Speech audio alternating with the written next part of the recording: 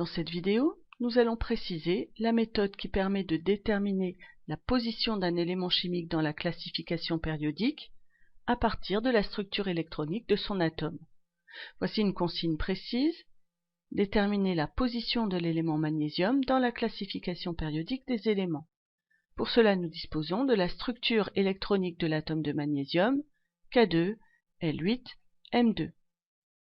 La résolution de l'exercice débute par l'étude de la structure électronique de l'atome de magnésium, K2,L8,M2.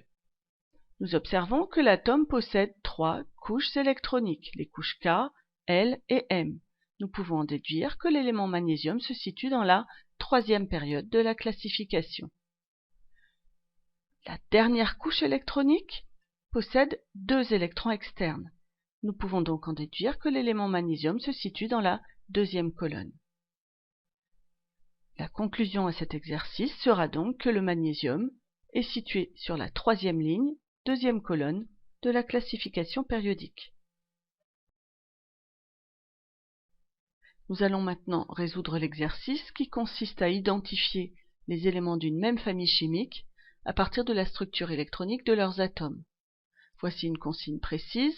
Identifier les éléments appartenant à une même famille de la classification périodique, et pour cela nous disposons des structures électroniques de différents atomes, celles du magnésium, K2L8M2, du soufre, K2L8M6, de l'azote, K2L5, de l'aluminium, K2L8M3, du beryllium, K2L2, et de l'oxygène, K2L6. La résolution de l'exercice débute par un rappel de la leçon. Les éléments d'une même famille chimique sont situés dans la même colonne de la classification périodique. Nous savons également que dans une même colonne, donc dans une même famille, tous les éléments possèdent le même nombre d'électrons sur leur couche externe.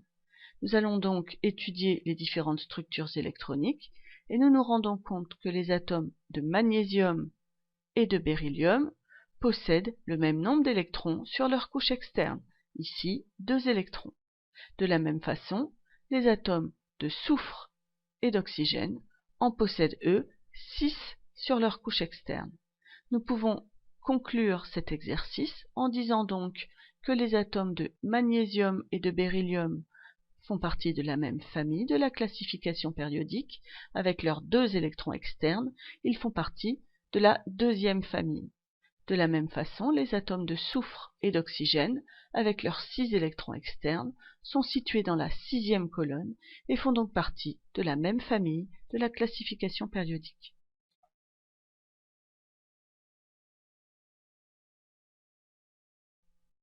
Nous allons maintenant détailler la méthode qui consiste à prévoir la formule de Lyon formée par un élément chimique à partir de la structure électronique de son atome. Voici une consigne précise. Déterminer la formule de Lyon formée par l'élément lithium et par l'élément oxygène. Nous disposons des structures électroniques de l'atome de lithium et de l'atome d'oxygène. La résolution débute par un rappel des règles de stabilité. D'après les règles de stabilité, un atome évolue de façon à acquérir la structure électronique du gaz inerte le plus proche. Reprenons la structure électronique de l'atome de lithium, K2L1. Le gaz inerte le plus proche de lui dans la classification périodique est l'élément hélium, de structure électronique K2. De façon à acquérir cette structure électronique K2, l'atome de lithium va donc devoir perdre l'électron qui est situé sur sa couche L. En perdant cet électron, il va former un ion positif de formule Li+. Pour l'atome d'oxygène maintenant, de structure électronique K2L6, le gaz inerte le plus proche de lui dans la classification périodique est l'élément néon, de structure électronique K2L8. De façon à acquérir cette structure électronique K2L8, l'atome d'oxygène va donc devoir gagner 2 électrons de façon à saturer sa couche L. En gagnant ces 2 électrons, il va former un ion chargé négativement de formule O2-.